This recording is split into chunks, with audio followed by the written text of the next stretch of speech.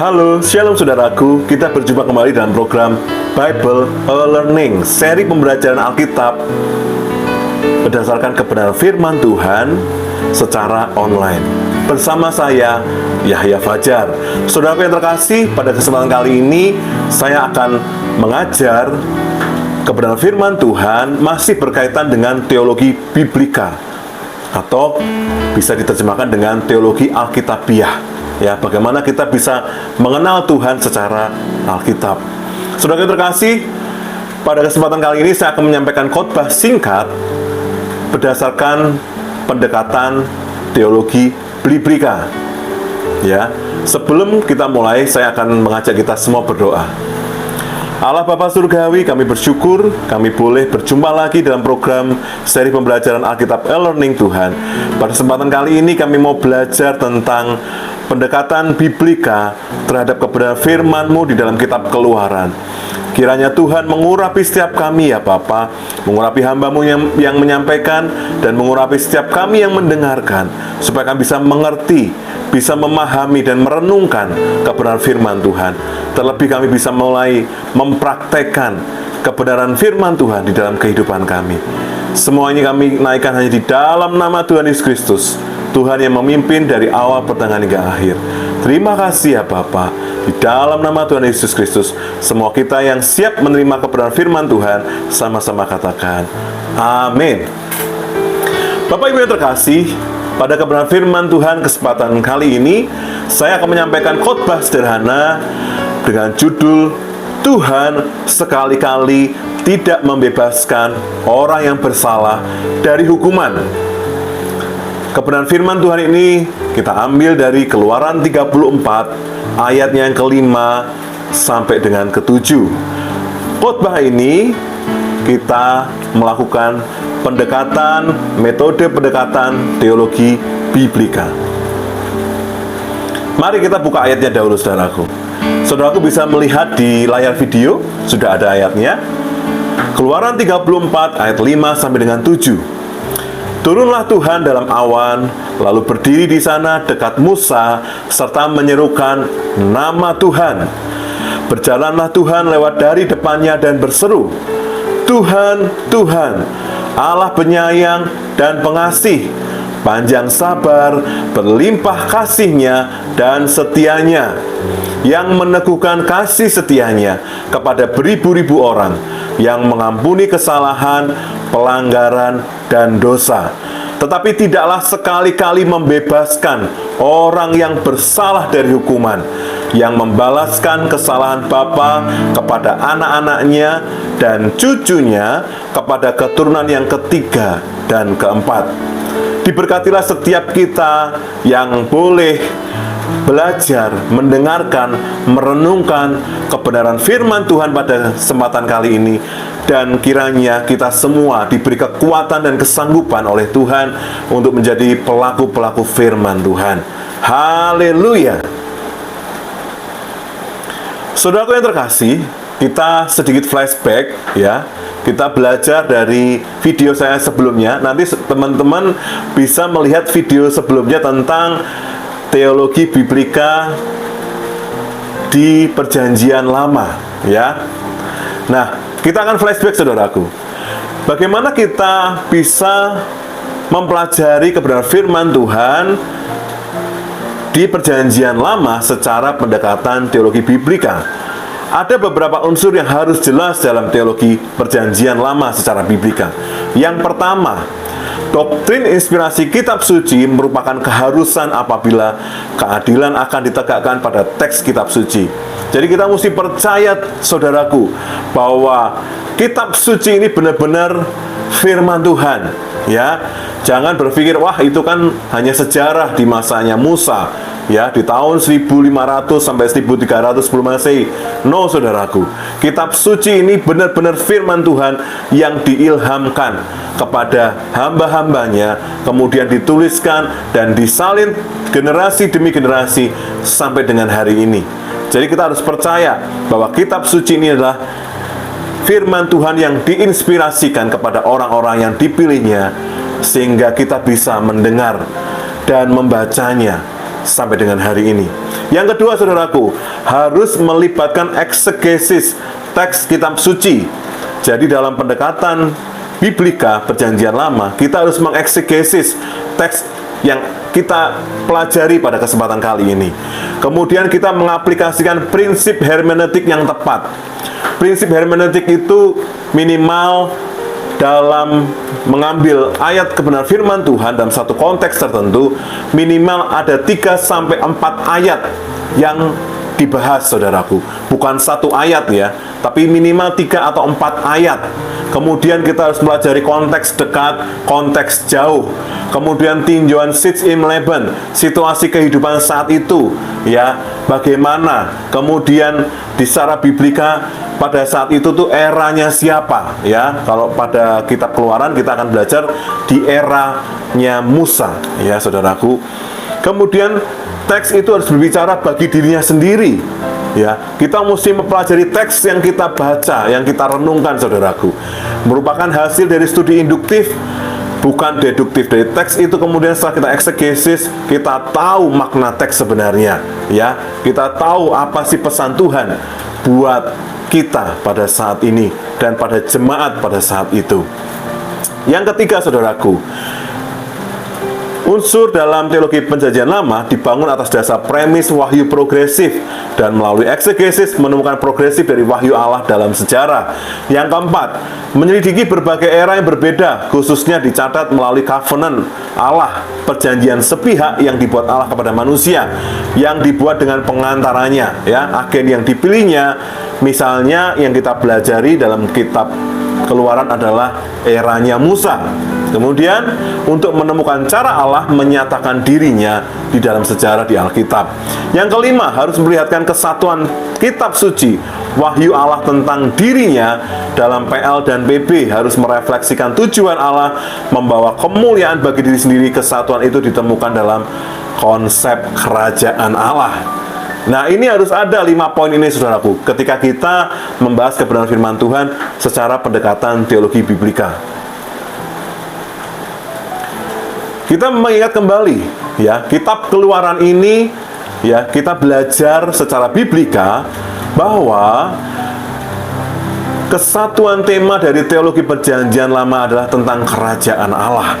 Allah sebagai rajanya dan orang-orang yang dipilih Allah, bangsa Israel ada bangsa pilihannya yang sudah dijanjikan kepada nenek moyangnya, Bapak Abraham, Ishak, dan Yakub.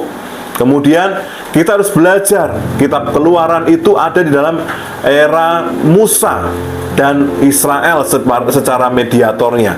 Yang menjadi mediator di sana adalah Musa, saudaraku. Nah, di era Musa ada 2 poin aturan mediatoralnya. Yang pertama, kehendak Allah dinyatakan melalui hukum Musa. Allah adalah raja, Israel adalah rakyatnya. Hukum Musa ada konstitusi dari kerajaan teokrasi, kerajaan di mana Allah yang menjadi rajanya. Ya, Allah memerintah di surga dan di bumi. Ya, kita bisa belajar di Keluaran 20, 21, 25, 29 sampai 30, 36, Imamat Bilangan Ulangan, saudaraku. Kemudian yang kedua, Israel sebagai pengantara kebenaran Allah pada bangsa-bangsa melalui hukum-hukum Musa, ya, hukum Taurat yang Tuhan inspirasikan untuk Musa tulis, ya, peraturan-peraturan yang mengikat yang harus dikerjakan oleh bangsa Israel. Saudaraku, 2 poin ini menjadi dasar di era Musa, ya. Kita mesti tahu bahwa kitab Keluaran yang kita pelajari ini, kita mesti tahu garis besarnya adalah kehendak Allah dinyatakan melalui hukum Musa, dan Allah adalah raja dan Israel itu rakyatnya. Saudaraku, kita akan masuk ke step berikutnya tentang Keluaran 34 ayat 5 sampai dengan ke-7. Kita masuk ke tahap eksegesis, saudaraku. Kalau bahasa Ibrani, kita bacanya bukan maju, ya, saudaraku, seperti teks abjad yang berlaku saat ini, ya. Tapi bahasa Ibrani itu kita bacanya mundur, saudaraku, ya. Kita baca dari warna hijau yang pertama itu yang dekat tulisan WTT, ya, ada kata WTT, ya. Itu bacanya Yarat, pelafalannya Yarat, ya. Yarat ini merupakan partikel conjunction dan merupakan jenis ini ada partikel conjunctionnya. Kemudian yarat ini merupakan verb atau kata kerja, saudaraku. Call, wow, conseq, imperfect, 3 person masculine singular. Jadi kata ini merupakan kata kerja call, kata kerja yang aktif, ya. Yarat, ya, di situ artinya turunlah. Ada beberapa kata arti ya, seperti turun, pergi, turunlah, pergilah, menurunlah, datanglah. Tapi di sini ada 8 kata yang sama di suatu kalimat pembuka. Yarat ini artinya turunlah. Kemudian kata kedua, saudaraku, setelah yarat, bacanya Yahweh. Pelafalannya Yehovah atau YHVH, ya. Yahweh itu pelafalannya Yehovah. Ya, jadi itu kata kedua. Itu merupakan jenis non proper, no gender, no number, no state, ya. Itu kata benda. Nggak ada gendernya, bukan laki atau perempuan, nggak ada nomornya atau singular atau multiple, bukan, saudaraku. No state-nya, ya. Jadi ini adalah artinya dari kata Yahweh atau Yehovah, artinya adalah Tuhan, saudaraku. Kemudian kata ketiga yaitu Anan. Ya, Anan ini jenis partikel preposisi. Artikel non-common masculine singular absolute homonym 1 yang artinya awan, ya. Kalau kita baca, saudaraku, turunlah Tuhan, ya, di dalam awan. Kemudian kata berikutnya yatsab. Yatsab ini artinya merupakan kata kerja, verb, hit, fa'il, wow, conseq, imperfect, 3 person masculine singular, ya, third person masculine singular, artinya berdiri. Turunlah Tuhan di dalam awan, berdiri, ya. Kemudian kita masuk kata berikutnya, im, pelafalannya im, ya. Itu bacanya i, ya, im. Kemudian artikel postposition suffix third person masculine singular, artinya dekat. Kata berikutnya ada sam atau saw. Dia termasuk adverb atau kata keterangan, ya. Di situ artinya di sana. Kata berikutnya kaurau, ya, kaurau. Itu merupakan verb call, wow, conseq, imperfect, third person masculine singular homonym 1. Dia menyerukan artinya, ya. Turunlah Tuhan di dalam awan, berdiri di dekat, ya. Di dekatnya pasti, ya, di dekat Musa, karena yang ada di sana itu Musa, ya. Di sana menyerukan. Nah, kita akan buka kalimat selanjutnya. Sem atau Salme, bacanya Sem, itu merupakan non-common masculine singular, artinya namanya, ya. Kemudian kata berikutnya Yahweh atau pelafalannya Yehovah, yang artinya Tuhan. Kita akan menyimpulkan hasil eksegesisnya adalah turunlah Tuhan di dalam awan, berdiri dekat, dalam kurung Musa, di sana menyerukan namanya Tuhan. Di sini Tuhan mau memberikan penyataan khususnya, saudara. Ingat, penyataan adalah suatu hal yang disingkapkan, atau tabir yang dibukakan, atau selaput yang dibukakan. Selama ini kita ketutup karena ada yang menghalangi kita, ya. Kita mendapatkan penyataan Allah secara khusus. Tuhan turun di dalam awan, berdiri di dekat Musa sambil menyerukan nama Tuhan. Keluaran 34 ayat yang ke-6, saudaraku. Nah, kita bisa baca bahasa Ibraninya di sudut kanan atas, ya. Di dekat WTT itu kata pertama, saudaraku. Yang atasnya itu bacanya aubar, ya. Pelafalannya aubar. Merupakan kata kerja call atau kata kerja aktif, conseq imperfect, ya. Yang dimaksud imperfect itu belum selesai, belum rampung, ya. Kalau perfect itu sudah selesai, sudah rampung. Kalau imperfect itu belum selesai. Orang ketiga masculine singular homonym, ya, third person masculine singular homonym. Kemudian yang berarti berjalan lewat. Dalam kurung 8 itu kata ini muncul 8 kali ya di dalam kitab Perjanjian Lama ya. Aubar ini, sehingga dia ada keterangan 8 kali ya, artinya banyak, bisa berjalan, bisa terus, bisa melanggar. Namun untuk konteks ini, untuk ayat ini, kalimat ini, aubar berarti berjalan lewat. Kemudian kata kedua, nah ini sama seperti sebelumnya ya, bacanya Yahweh, pelafalannya Yehovah ya.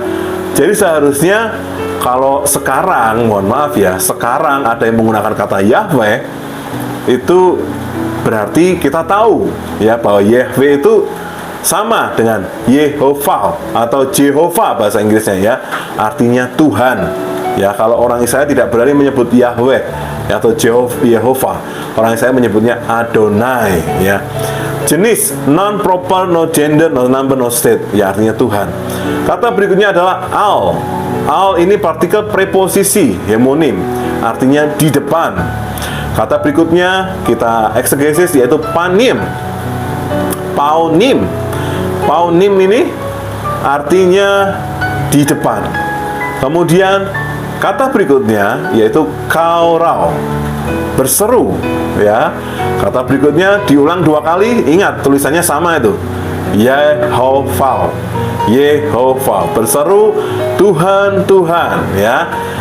Ya, Tuhan berjalan lewat kemudian di depan sambil dia berseru Tuhan, Tuhan. Nah, ini Tuhan semakin mendekatkan dirinya untuk memberikan penyataan khususnya.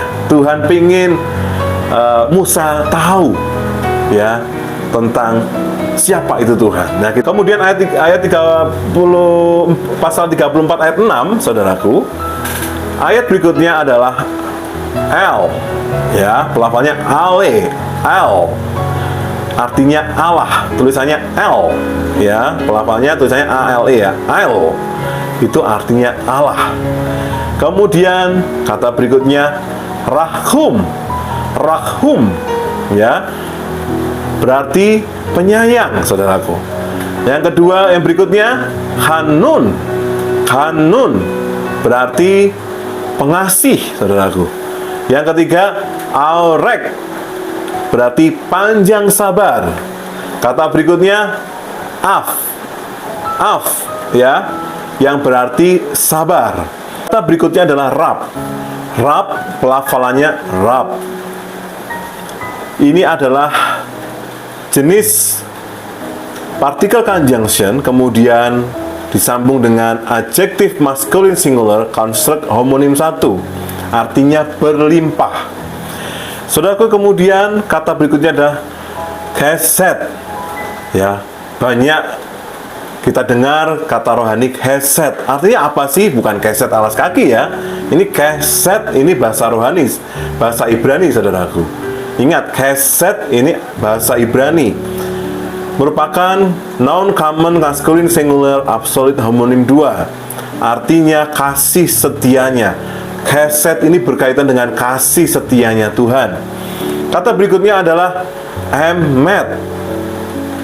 Saudaraku yang terkasih, Emet ini merupakan non-common feminine singular absolute, artinya kesetiaannya, kesetiaan Tuhan. Hasil eksegesis dari Keluaran 34 ayat 6 kita simpulkan, berjalan Tuhan lewat di depan Musa, berseru Tuhan, Tuhan, Allah penyayang, pengasih, panjang sabar, sabar, berlimpah kasih setianya dan kesetiaannya, saudaraku. Kemudian kita masuk di eksegesis Keluaran 34 ayat 7, saudaraku.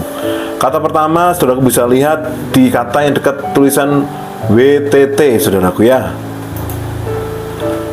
Keluaran 34 ayat ke-7, kata pertama adalah ya, Natsar. Ini merupakan kata kerja, verb call participle masculine singular absolute, yang berarti meneguhkan. Tuhan yang meneguhkan perjanjiannya, saudaraku. Kemudian kata berikutnya adalah Chesed. Kita tahu tadi Chesed sudah ada, artinya kasih setianya, kasih setia Tuhan. 68 kali muncul di kitab Perjanjian Lama. Kemudian Elef ini artinya beribu-ribu, saudaraku. Kata berikutnya nausau, artinya mengampuni, muncul 11 kali kata nausau ini. Kata berikutnya alphon, non-common both singular absolute, artinya kesalahan. Kata berikutnya pesah, ya. Pesah ini artinya pelanggaran, ya. Kalau pernah dengar khotbah tentang pesah, itu artinya pelanggaran. Kemudian kata berikutnya katau, saudaraku ya. Katau ini artinya adalah dosa, ya. Katau ini artinya dosa. Kemudian saudaraku, kita akan lanjut di eksegesis Keluaran 34 ayat 7. Kata berikutnya adalah naukau, ya. Naukau, tidaklah sekali-kali membebaskan orang yang bersalah dari hukuman. Nah, ini judul khotbah pada kesempatan kali ini. Artinya tidaklah sekali-sekali membebaskan orang yang bersalah dari hukuman. Kata berikutnya adalah lo itu artinya tidak, dia merupakan adverb atau kata keterangan. Kata berikutnya naukau, itu merupakan kata kerja PL infinitif absolut, ya, berarti luput dari hukuman. Kata berikutnya adalah paukat, ini artinya menghukum, ya, dia merupakan jenis kata kerja verb call participle masculine singular absolute. Kemudian kata berikutnya alphon, kesalahan, ya. Alphon itu artinya kesalahan. Kata berikutnya up artinya bapa, ya. Up itu artinya bapa. Kata berikutnya saudaraku al, ya, artinya kepada. Kata berikutnya ben itu artinya anak. Kata berikutnya al, kepada. Kata berikutnya ben. Kata ben ini bisa berarti anak, bisa berarti cucu, ya. Cucu, ya, yang pertama tadi ben anak, ben cucu. Kata berikutnya adalah ben lagi, ya. Ben yang berikutnya ini artinya adalah cicit, ya, bisa anak, cucu, cicit, ya, keturunan kita. Kata berikutnya al, kepada. Kata berikutnya siles, ketiga, saudaraku. Kita sambung lagi, kata berikutnya adalah al, kepada artinya. Kemudian kata berikutnya rib bayah, itu artinya keempat. Hasil eksegesinya dari Keluaran 34 ayat 7 berkata, meneguhkan kasih setianya. Tuhan yang meneguhkan kasih setianya beribu-ribu orang, mengampuni kesalahan, pelanggaran, dosa, tidaklah sekali-sekali membebaskan orang yang bersalah dari hukuman, tidak luput dari hukuman, menghukum kesalahan bapa kepada anak, kepada cucu-cucu, cicit, kepada keturunan ketiga, kepada keturunan yang keempat. Kita sudah memenuhi syarat. Tadi ada 4 ayat yang kita ambil, ya. 3 ayat, saudaraku. 34, 35 ayat di 5, 6, 7. Saudaraku, kita sudah memenuhi syarat hermeneutika, yaitu minimal 3 atau 4 ayat yang kita bahas. Kita membahas pada kesempatan ini ada 3, saudaraku. Keluaran 34 ayat 5 sampai dengan 7, ayat 5, 6, 7. Tadi kita sudah mengeksegesinya juga, ya. Kita sudah menyimpulkan hasil eksegesisnya. Saudaraku, kita akan masuk ke penafsiran dari konteks dekatnya, saudaraku, ya. Keluaran 34 ayat 5 sampai 7, hasil eksegesisnya dari Keluaran 34 ayat 5, di mana hasil eksegesis yang disimpulkan, turunlah Tuhan di dalam awan berdiri dekat Musa, di sana menyerukan namanya Tuhan. Ditafsirkan yang pertama, betapa dekatnya atau intimnya hubungan antara Musa dengan Tuhan, sehingga Tuhan menyatakan dirinya kepada Musa di Gunung Sinai setelah Tuhan menuliskan 10 perintah Allah pada kedua loh batu yang kedua.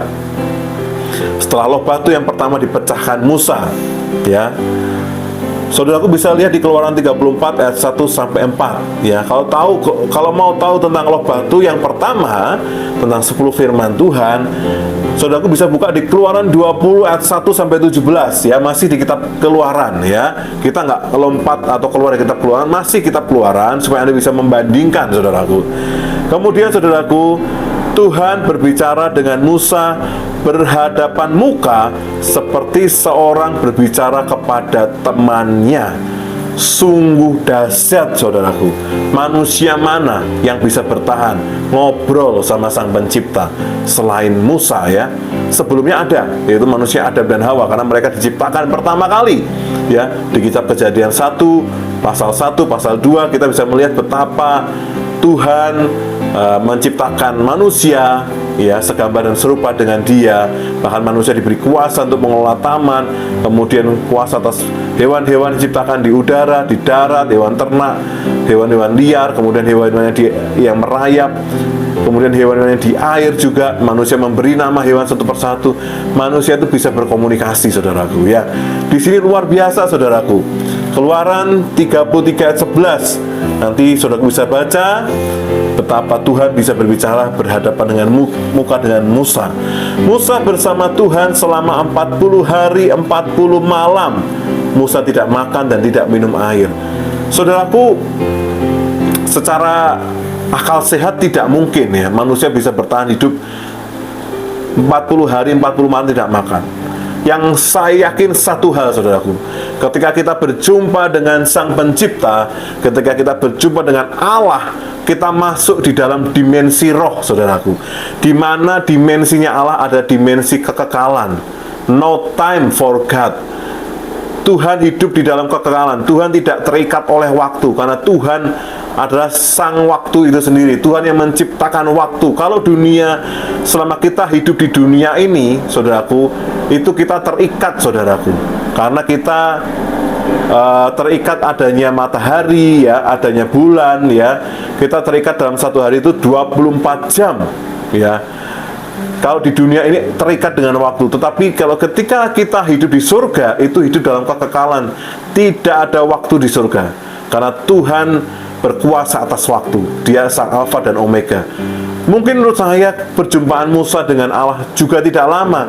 Tetapi ketika Musa keluar dari waktu dimensinya Tuhan, seolah-olah di bumi ini, di dunia ini, para jemaat Israel menunggu Musa itu sampai 40 hari 40 malam. Begitu lamanya, saudaraku ya. Sungguh dahsyat, saudaraku.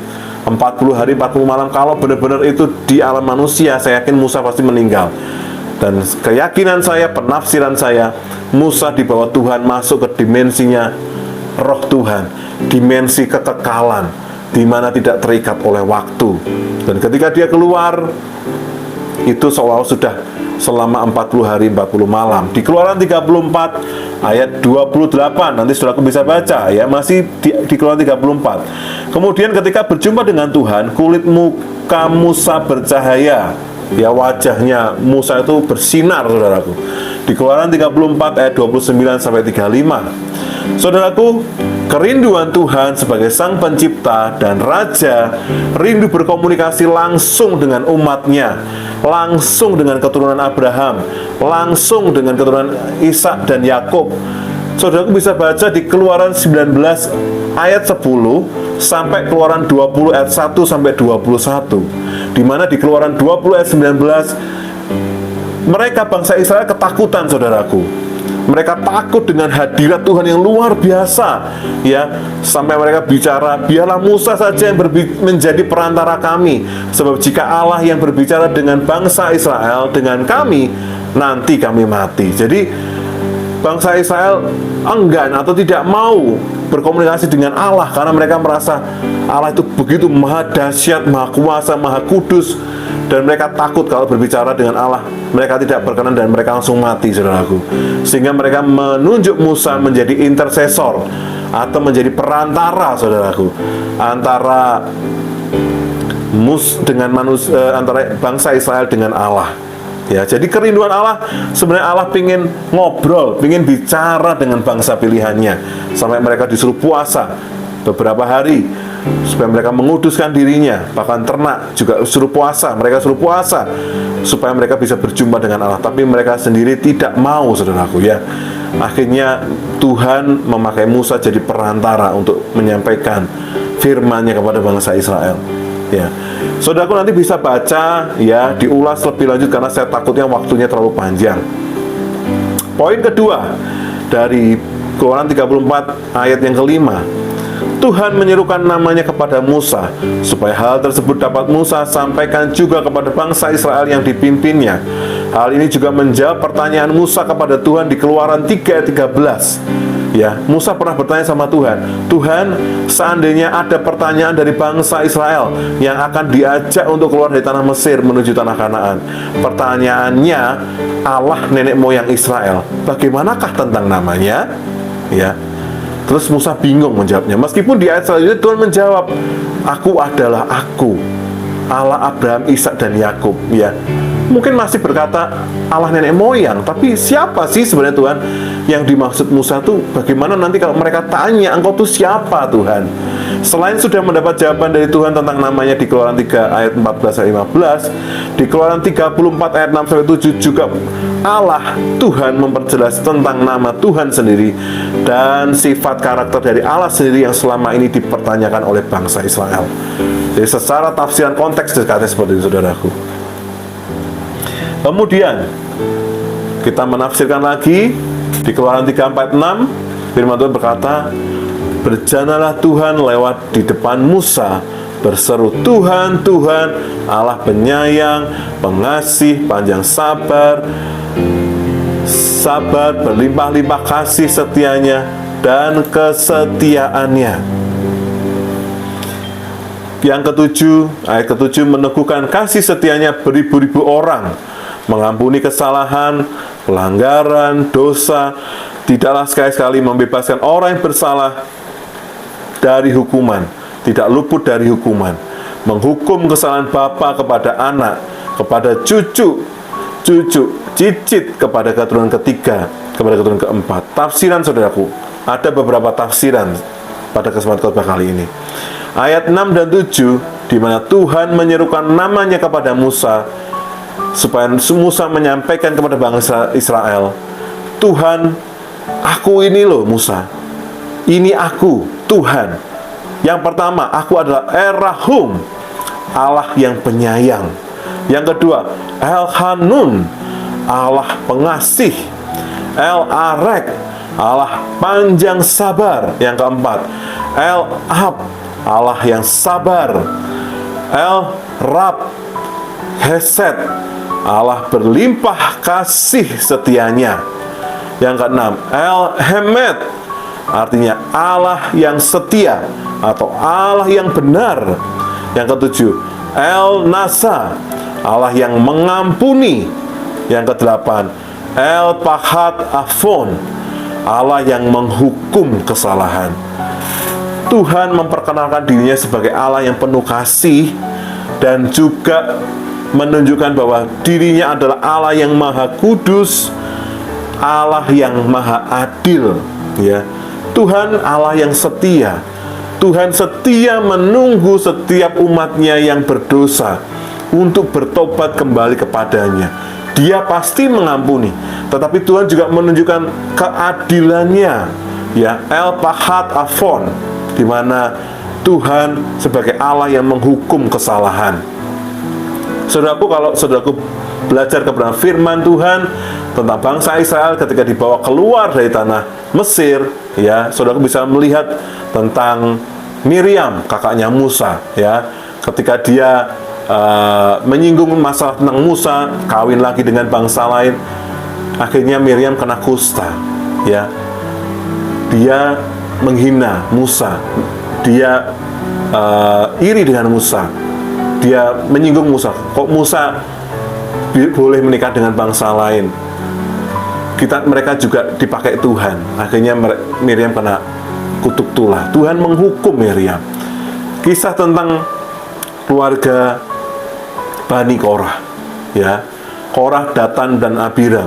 Ya, ketika mereka menghina Musa, Tuhan tidak hanya berbicara dengan Musa, kami juga bagian dari suku Lewi.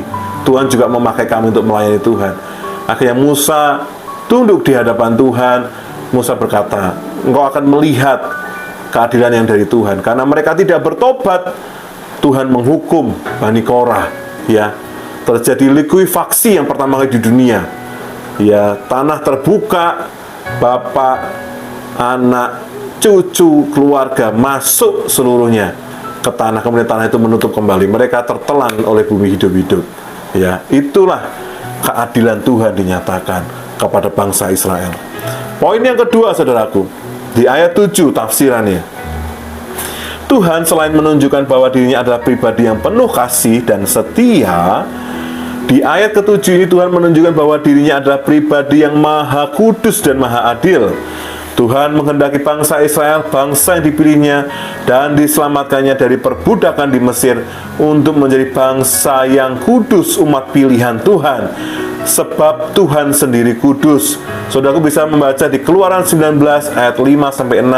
Saudaraku juga bisa membaca dibandingkan dengan Imamat 19 ayat 1-2 atau Imamat 20 ayat yang ke-26. Di Keluaran 34 ayat 7, ya, tafsirannya, keadilan Tuhan ditunjukkan di dalam hal yang pertama, Tuhan mengampuni kesalahan, pelanggaran, dan dosa bagi umat Israel yang bertobat, saudaraku.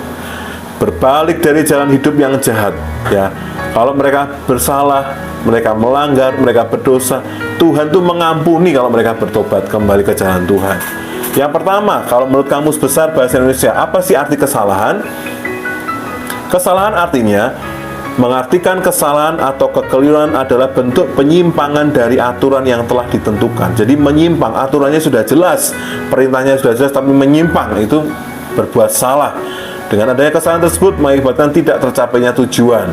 Bisa dikatakan bahwa kesalahan adalah bentuk dari penyimpangan yang telah diatur. Ya, kitab kesalahan muncul pertama kali di Alkitab di Kejadian 41 ayat 9 atau Kejadian 44 ayat 16 kalau mau diperbandingkan, ya saudaraku. Tapi kita kembali ke teologi biblikal, ya. Kita bahas teks aja. Ini contoh, ya. Kemudian arti dari kata pelanggaran. Menurut Kamus Besar Bahasa Indonesia, arti pelanggaran adalah perbuatan yang melanggar. Artinya dari pelanggaran ada tindakan pidananya lebih ringan daripada kejahatan. Kalau kesalahan itu faktornya bisa karena sengaja atau karena faktor tidak sengaja. Tetapi kalau pelanggaran sudah benar-benar tahu sesuatu ini aturannya seperti ini, tetapi dilakukan dengan sengaja, itu melanggar, saudaraku, ya. Jadi ada dua makna yang berbeda. Kalau kesalahan itu bisa sengaja, bisa tidak sengaja. Kalau pelanggaran itu sesuatu yang disengaja. Dosa, menurut Kamus Besar Bahasa Indonesia, artinya ada perbuatan yang melanggar hukum Tuhan atau agama. Sudah tahu dilarang Tuhan, tidak boleh membunuh, tidak boleh berzina, tidak boleh mencuri, tapi dilakukan. Itu perbuatan yang melanggar, sengaja, saudaraku. Kemudian dosa ada perbuatan salah, seperti dosa terhadap orang tua, adat, negara, pada Tuhan. Asal kata dosa diturunkan dari Adam dan Hawa, ya, saudaraku. Jadi ini arti dari dosa, pelanggaran, dan kesalahan. Tuhan mengampuni kalau mereka mau bertobat dan sungguh-sungguh kembali kepada Tuhan. Tafsiran berikutnya, Tuhan selain Tuhan yang maha adil, Tuhan mengampuni, tetapi Tuhan tidaklah sekali-kali membebaskan orang yang bersalah dari hukuman. Ingat, saudaraku, orang bertobat ya diampuni, ya, tetapi penghukuman Tuhan ini tetap jalan. Kalau kita bicara tentang teks Keluaran 34 ayat 5-7 ini, ya, kita fokus biblika sesuai dengan teks yang kita pelajari. Orang yang berdosa dihukum Tuhan, bertobat tetap dihukum Tuhan sampai menyelesaikan masa hukumannya selama di bumi, supaya dia tidak mengulangi lagi, ya. Tetapi juga ada kisah, kalau sudah aku pernah dengar tentang kisah Nabi Yunus, ya. Dia disuruh Tuhan ke Niniwe. Dia hanya memberitakan kalau bangsa ini tidak bertobat, ya, akan ditunggang balikan. Mereka berpuasa, ya. Bangsa, raja, kemudian rakyatnya, bahkan ternaknya berpuasa. Akhirnya Tuhan membatalkan hukuman atas Niniwe karena mereka merendahkan diri di hadapan Tuhan. Mereka bertobat, sadar akan kesalahannya. Itu kasih karunia Tuhan. Tapi saudaraku bisa melihat kisah tentang Raja Israel, raja kedua Israel, ya, di mana dia membuat skenario untuk membunuh salah satu prajuritnya, untuk merebut istrinya, ya. Jadi prajuritnya ini, si Uria, disuruh maju ke depan supaya dia bisa mengambil Bathsheba untuk jadi istrinya. Ketika ditegur oleh seorang nabi, dia pertamanya tidak sadar, tapi akhirnya dia sadar, dia bertobat di hadapan Tuhan. Ya, Tuhan mengampuni pertobatannya, Tuhan menghargai pertobatannya, tetapi hukuman tetap dijalankan. Nabi berkata, engkau akan melihat anak-anakmu akan menaiki tempat tidurmu dengan istri-istrimu yang lain, ya. Itu terjadi di generasi anak-anaknya Raja Daud, ya. Jadi hukuman Tuhan tetap jalan, saudaraku. Dan ketika anak yang dikandung oleh Bathsheba, atas tindakan Daud menghamili Bathsheba, hukuman pun terjadi atas Daud. Anak itu mati, meskipun Daud sudah merendahkan diri seminggu 7 hari, tidak makan, tidak mau minum, tidur di lantai, untuk mendapatkan kasih karunia Tuhan, supaya jangan-jangan kesalahannya diampuni, anaknya diizinkan hidup. Ternyata anaknya sakit dan tetap akhirnya mati. Di situ hukuman Tuhan dijalankan, ya. Tuhan itu Allah yang maha adil, firman-Nya ya dan amin. Tuhan tidak sekali-sekali membebaskan orang yang bersalah dari hukuman. Itu terjadi, saudaraku. Pertama, Tuhan menghukum orang yang bersalah, yang melakukan kesalahan meskipun sudah bertobat, tetap menerima dan menjalani disiplin atau hukuman Tuhan. Yang kedua, Tuhan menghukum kesalahan bapa kepada anaknya, kepada cucunya, cicitnya, sampai keturunan ketiga, sampai keturunan keempat. Saudaraku bisa membaca di Keluaran 20 ayat ke-5, bandingkan dengan Bilangan 14 ayat 18, Ulangan 5 ayat 9, masih di Taurat Tuhan. Dalam hal ini menunjukkan bahwa yang ketiga, dalam hal ini menunjukkan bahwa orang Israel harus hidup dalam kekudusan, ya, kekudusan, saudaraku. Keluaran 19 ayat 5 sampai 6, Imamat 19 ayat 1 sampai 2. Bangsa Israel harus menjaga kesalehan hidupnya dan hidup takut akan Tuhan, mendengarkan perintah Tuhan, berpegang kepada apa yang Tuhan perintahkan. Di Keluaran 34 ayat 10 sampai 27 itu ada bahwa Tuhan sudah mengingatkan, jangan engkau mengawini bangsa lain, karena mereka akan mencondongkan hatimu ke Allah mereka, yang membuat engkau akan berjinah menyembah Allah mereka. Ya, di situ ada semua aturan Tuhan. Saudara bisa membaca, ya, dari lanjutan dari ayat ke-7, ya, ayat ke-10 sampai 27 itu jelas sekali. Tuhan berjanji akan membuat perkara yang besar.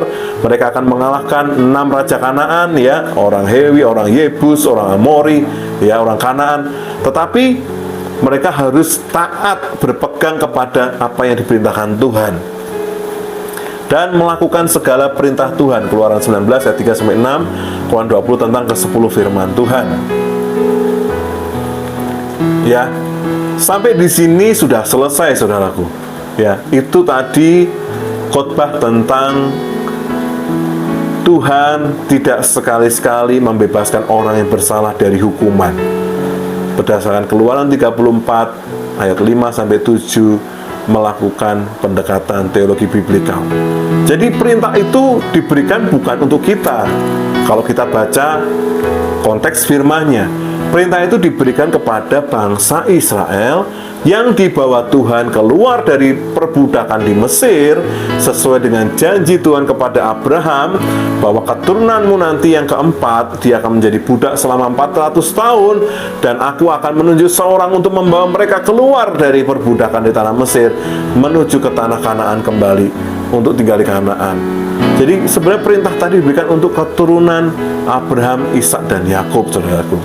Kalau kita bicara pendekatan teologi biblikal, kita belajar hal itu. Tetapi kalau kita melihat relevansinya dengan kehidupan orang percaya pada saat ini, apa sih relevansi firman Tuhan yang kita pelajari tadi? Nah, kita bicara stop, ya. Tadi tentang teologi biblikal sudah selesai. Kita akan connect dengan teologi sistematika, ya. Hubungannya apa sih sebenarnya dengan kehidupan orang percaya setelah zaman Yesus Kristus? Ya, karena Israel tadi digambarkan suatu bangsa yang dirindukan Tuhan, bangsa yang khusus, yang diselamatkan, yang dimenangkan Tuhan dari perbudakan, ditebus Tuhan, ya. Kemudian mereka dibawa Tuhan, diproses Tuhan, dan diberikan hukum-hukumnya Tuhan, supaya mereka hidup benar, kudus, saleh. Tuhan merindukan pemerintahan dengan rakyatnya yang sesuai dengan hukumnya Tuhan. Namun bangsa Israel sering jatuh bangun, karena bangsa Israel menduakan hati Tuhan. Mereka menyembah dewa-dewa, berhala.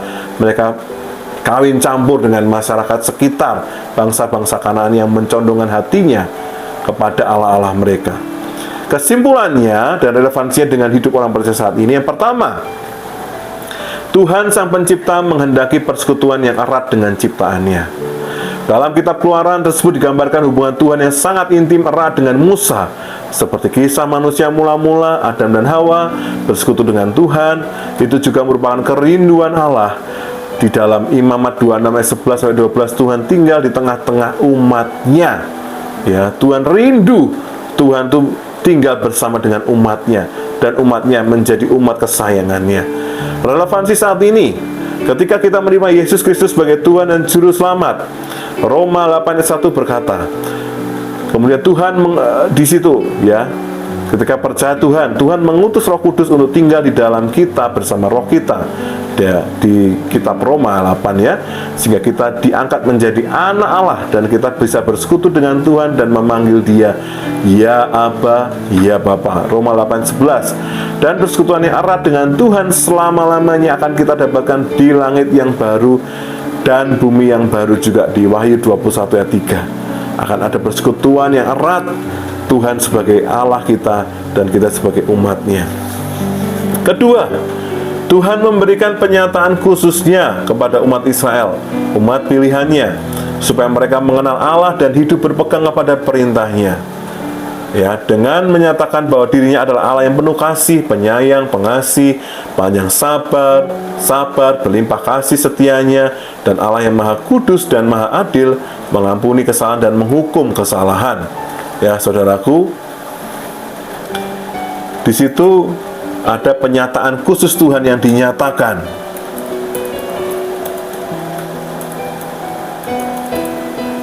Relevansinya saat ini, semua sifat karakter Tuhan ini bisa kita lihat dalam pribadi Tuhan Yesus Kristus. Sebagai orang percaya, kita tidak hanya cukup tahu dan mengenal karakter Allah. Oh, Yesus itu Allah yang penuh kasih, lemah lembut. Firman Tuhan pernah berkata, belajarlah kepadaku sebab aku ini lemah lembut dan rendah hati. Bukan hanya kita tahu, saudaraku, tetapi kita menjadi orang percaya yang hidup mengalami perjumpaan dengan Tuhan secara langsung setiap hari. Dan kita terus mempercayai Tuhan bahwa Dia Allah yang penyayang, Dia Allah yang penuh kasih, Dia Allah yang penuh berlimpah-limpah kasih setianya, Dia Allah yang mengampuni, Dia Allah yang maha kudus, maha adil, setia, Dia Allah yang memelihara hidup kita. Jadi kita mengalami secara pribadi perjumpaan dengan Allah, dan kita hidup menghidupi Allah di dalam hidup kita. Jadi ada relasi kita dengan Tuhan, bukan hanya tahu, tapi kita mengenal, kita berelasi, kita bersekutu dengan Tuhan dalam kehidupan kita sehari-hari. Poin terakhir yang ketiga, saudaraku, ya, kekudusan dan keadilan Tuhan ditegakkan bagi umat Israel sebagai umat pilihannya yang telah ditebus dari perbudakan Mesir dan meneguhkan perjanjian Tuhan dengan nenek moyangnya Abraham, Ishak, dan Yakub. Di sisi lain, Tuhan mengampuni orang yang berdosa yang bertobat kembali kepadanya. Namun di sisi lain, keadilan Tuhan juga ditegakkan bahwa setiap orang yang berdosa tidak akan lepas dari hukuman yang telah diperbuatnya. Bahkan hukuman tersebut juga ditanggungkan kepada anak sampai cucu, keturunan ketiga dan keempat. Dalam hal ini Tuhan diibaratkan seperti Bapa dan umat Israel sebagai anaknya. Bapak yang mendisiplinkan anaknya. Saudaraku bisa melihat ayat berikutnya di 2 Samuel 7 ayat 14. Ayub 5 ayat 17 sampai 18, Mazmur 94 ayat 12. Ya, saudara bisa melihat kok bapak menghukum, tujuannya apa? Ya, itu untuk mendidik, karena bapak sayang kepada anaknya. Seperti kita orang tua, ketika anak kita melanggar aturan yang dibuat oleh orang tua, perintah orang tua, mereka melanggar dengan sengaja, kita harus mendidik dengan disiplin. Kita jangan segan-segan untuk menghukum anak kita, supaya dia tahu bahwa aturan yang kita buat bukan untuk sesuatu yang merugikan anak, tetapi sebenarnya sesuatu yang mendidik anak hidup disiplin, hidup takut akan Tuhan, hidup menghormati Tuhan, menghormati orang tua, dan menghormati kesepakatan aturan yang dibuat, sehingga anak itu tidak hidupnya sepenaknya dewe, sakarepe dewe, atau selengehan, tapi hidupnya benar-benar takut akan Tuhan. Kita bisa menghukum anak kita. Ada tongkat didikan di kitab Amsal. Didiklah anakmu, ya, supaya masa tuanya tidak merugikan kita, ya, tidak mempermalukan orang tua. Dan mendidik anak kita dengan tongkat didikan. Relevansi saat ini, saudaraku, sebagai orang percaya, kita memang tidak lagi hidup dalam hukum Taurat, sebab hukum Taurat sudah digenapi di dalam Yesus Kristus. Matius 5 ayat 17 sampai 18. Sampai kesudahannya, Yesus sudah mati mengenapi hukum Taurat. Yesus bangkit. Yesus memberikan hukum kasih karunia yang dari Taurat itu diringkas dua hukum, yaitu satu, kasihlah Tuhan Allahmu dengan segenap hatimu, segenap jiwamu, segenap akal budimu, segenap kekuatanmu. Matius 5, 17, 18. Yang kedua adalah kasihlah sesama manusia seperti engkau mengasihi dirimu sendiri. Pada kedua hukum ini tergantung seluruh isi hukum Taurat dan kitab para nabi. Semua sudah digenapi Tuhan Yesus, dan kita hidup dalam hukum kasih-Nya Tuhan. Galatia 5 ayat 13 sampai 14, Efesus 2 ayat 15. Namun kita hidup di dalam hukum kasih karunia yang dipimpin oleh Roh Kudus untuk hidup dalam kebenarannya, melakukan hukum kasih. Matius 22 ayat 36 sampai 40. Namun kita tidak boleh menyalahgunakan kasih karunia dalam hidup kita untuk melampiaskan hawa nafsu kita dan menyangkal Yesus Kristus. Yudas 1 ayat 4. Banyak orang Kristen itu mereka meremehkan kasih karunia. Oh, aku kan sudah diselamatkan, yang penting aku tidak hidup merugikan orang lain, yang penting aku tidak hidup menyakiti orang lain, yang penting aku tidak hidup membuat orang lain terluka, yang penting aku sudah diselamatkan, bebas dong aku mau hidup seperti apa. Itu salah, ya. Itu hidup yang melampiaskan hawa nafsu dan menyangkal Yesus Kristus, itu menyalahgunakan kasih karunia. Bertobat, saudaraku. Barang siapa tetap hidup dalam dosa, berasal dari iblis. 1 Yohanes 3:8. Sebab dosa melanggar hukum Allah. 1 Yohanes 3:4. Saudara bisa baca lebih dalam lagi, ya. Dengan penuh kasih setia Tuhan menghendaki dan memberi kesempatan semua manusia yang berdosa untuk bertobat dengan menghukum orang yang berdosa. Ibrani 12 ayat 5 sampai 11, ya. Saya akan bacakan Ibrani 12 ayat 5 sampai 11. Ibrani 12 ayat 5 sampai 11. Dan sudah lupakah kamu akan nasihat yang berbicara kepada kamu seperti kepada anak-anak? Hei anakku, janganlah anggap enteng didikan Tuhan, dan janganlah putus asa apabila engkau diperingatkannya. Karena Tuhan menghajar orang yang dikasihinya, dan Ia menyesah orang yang diakuinya sebagai anak. Ingat, sampai dengan hari ini Tuhan masih menghajar orang yang dikasihi Tuhan. Dia masih menyesah orang yang dianggap sebagai anak. Kalau engkau dan saya masih merasa sebagai anak Allah, jangan kaget kalau engkau dididik Tuhan, engkau dihukum. Dan tujuannya apa? Karena engkau, supaya engkau bisa bertobat, berbalik dari jalan-jalan yang taat, engkau dan saya bisa kembali kepada Tuhan. Jika kamu harus menanggung ganjaran, ayat 7, Allah memperlakukan kamu seperti anak. Di manakah terdapat anak yang tidak diajar oleh ayahnya? Tetapi jikalau kamu bebas dari ganjaran yang harus diderita setiap orang, maka kamu bukanlah anak, tetapi anak-anak gampang. Jangan menjadi Kristen yang anak-anak gampang. Kita mau menjadi Kristen yang militan, Kristen yang takut akan Tuhan, Kristen yang hidup menghidupi firman Tuhan. Selanjutnya, dari ayah kita yang sebenarnya kita beroleh ganjaran, dan mereka kita hormati. Kalau demikian, bukankah kita harus lebih taat kepada Bapa segala roh supaya kita beroleh hidup? Kita harus taat kepada Bapa segala roh supaya kita beroleh hidup. Sebab mereka mendidik kita dalam waktu yang pendek sesuai dengan apa yang mereka anggap baik. Tetapi Dia menghajar kita untuk kebaikan kita, supaya kita beroleh bagian dalam kekudusan-Nya. Memang tiap-tiap ganjaran pada waktu ia diberikan tidak mendatangkan sukacita, tetapi duka cita. Tetapi kemudian ia menghasilkan buah kebenaran yang memberikan damai kepada mereka yang dilatih olehnya. Saudaraku yang terkasih, siap-siaplah ketika engkau tidak sengaja berbuat salah atau kamu melanggar firman Tuhan, ya. Ketika engkau menghadapi didikan, memang tidak enak mendatangkan duka, tapi di situ Tuhan ingin menyelamatkan kita supaya kita tidak binasa karena kita menggampangkan atau kita menyalahgunakan kasih karunia. Tuhan rindu kita diselamatkan sampai garis akhir hidup kita. Kita tetap setia hidup mengasihi Tuhan, takut akan Allah, menjauhi dosa, dan menghormati Tuhan, mengikuti tuntunan Roh Kudus, hidup dalam anugerah, hidup dalam roh. Galatia 5, hidup dalam buah roh. Roma 8, hidup dipimpin oleh Roh Allah, bukan hidup dipimpin oleh daging kita.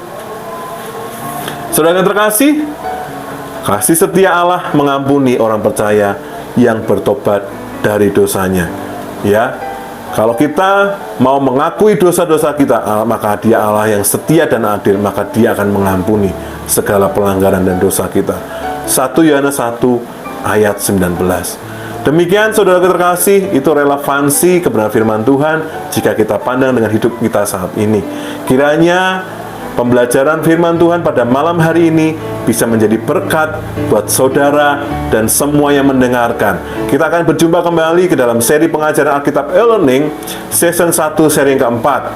Ya, saudara, tentang teologi biblika perjanjian baru. Jangan lupa untuk subscribe, like, share, dan komen di kolom YouTube ini supaya kita sama-sama bisa berbagi berkat. Terima kasih saudaraku. Sampai berjumpa kembali. Tuhan Yesus dimuliakan. Haleluya. Amin.